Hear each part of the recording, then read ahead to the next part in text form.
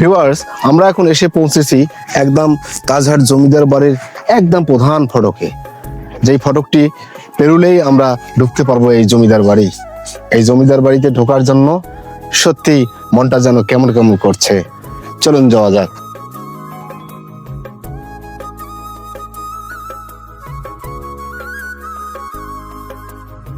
সম্মানিত ভিউয়ার্স, আসসালামু আলাইকুম। আমি সবুজ ভাই চলে আসলাম হ্যালো ময়পুর পেজ থেকে।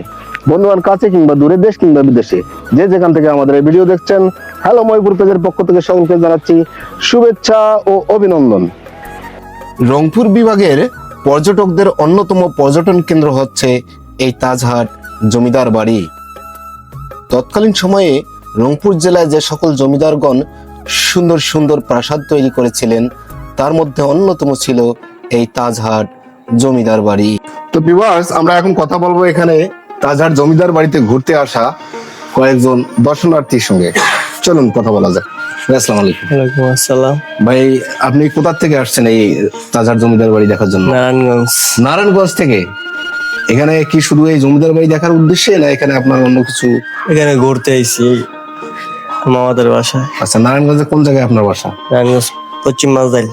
আচ্ছা, তো এই তাজহাট জমিদার বাড়ি এই রংপুরের একটা, আপনারা জানেন যে একটা ইতিহাসের সাক্ষ্য বহন করে, একটা ঐতিহ্য রংপুরের তথা সারা বাংলাদেশের। এই জমিদার বাড়িতে এসে জমিদার বাড়ি দেখে আপনার অনুভূতিটা কিরকম সেটা জানতে চাচ্ছি। না, সুন্দরী। কোন কোন বিষয়গুলো আপনার সুন্দর লাগছে? এই যে যেমন পুরন বাড়িটা আচ্ছা, অনেক আগের রাজাদের, এই জিনিসটা অনেক ভালো লাগছে। ঠিক আছে, ধন্যবাদ। শিখ ধর্ম থেকে হিন্দু ধর্মে রূপান্তরিত হওয়া মান্নান লাল রায় ছিলেন তাজহাট জমিদার বংশের প্রতিষ্ঠাতা। এরই ধারাবাহিকতায় বিংশ শতাব্দীর শুরুর দিকে মহারাজা কুমার গোপাল লাল রায় এই প্রাসাদটি নির্মাণ করেন। ভিউয়ার্স, এটা হচ্ছে তাজহাট জমিদার বাড়ির একদম নিচতলা। চলুন আমরা একটু ঘুরে ঘুরে দেখি।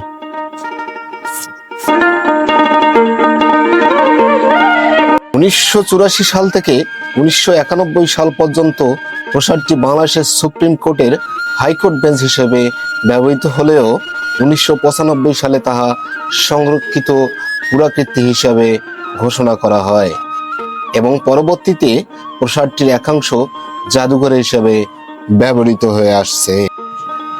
ভিউয়ার্স, এই তাজহাট জমিদার বাড়িতে এসে আসলে অনেক কিছু জিনিস দেখলাম। তার মধ্যে আরো একটা সেই অতীতের জিনিস আমি এখানে পেয়ে গেলাম। আপনারা হয়তো এটাকে চিনবেন। এটা আমাদের গ্রাম অঞ্চলে বলে হচ্ছে ওকরা। অনেকদিন পর আসলে এই গাছটি আমি দেখলাম। আসলে আমরা যখন ছোট ছিলাম এটাকে দিয়ে অনেক ধরনের খেলা খেলতাম, কাউকে আবার ওকরার গান শোনাতাম, কতই না মজা করতাম এই ওকরার গান।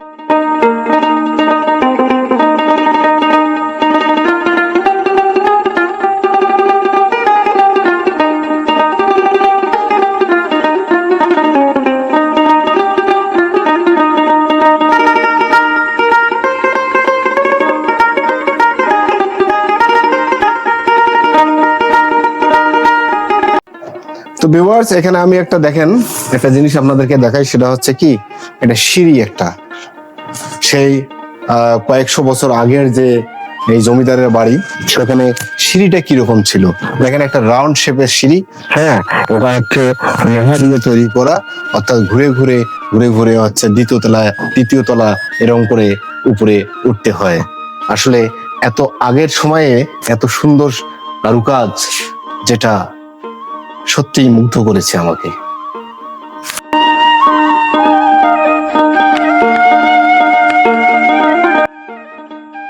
জমিদার বাড়িতে একটা নতুন কলার গাছ আমি দেখলাম। আসলে দেখেন, আমরা বিভিন্ন ধরনের না, আমরা একই রকমের কলা গাছ দেখতে অভ্যস্ত, কিন্তু আসলে এই কলা গাছটা দেখেন যে এ শুধু ডালপালা গজিয়েছে। আসলে এটার থেকে কলা হবে কিনা। ভাই, আমরা অনেকের কাছে শুনছি আপনি তো অনেক সুন্দর সুন্দর গান করেন। দর্শকদের উদ্দেশ্যে একটা যদি ছোট্ট করে গান বলতেন। সুন্দরী গো, রাগলে তোমায় লাগে আরো ভালো, তুমি কি চলেছে একা পথে। বন্ধুগণ, আপনারা তো অনেকে এই তাজহাট জমিদার বাড়িতে আসছেন, কিন্তু আপনারা হয়তো জানেন না আসলে কতটা সিঁড়ি পেরিয়ে এই জমিদার বাড়িতে উঠতে হয়। চলুন আমরা আজকে একটু গুনে গুনে দেখি। 1 2 3 33টা। তো ভিউয়ার্স, আপনারা দেখলেন এই তাজহাট জমিদার বাড়ি। আপনারা জানেন যে দিনে দিনে এই তাজহাট জমিদার বাড়ি আসলে একটা পর্যটন কেন্দ্রে রূপ নিয়েছে। আপনারাও যে কোনো উইকেন্ডেতে ঘুরে যেতে পারেন এই তাজহাট জমিদার বাড়িতে। আজকে এ পর্যন্তই। আগামীতে দেখা হবে নতুন কোনো জায়গা থেকে, নতুন কোনো বিষয় নিয়ে। সে পর্যন্ত ভালো থাকবেন, হ্যালো মহিপুরের পাশে থাকবেন। আল্লাহ হাফেজ।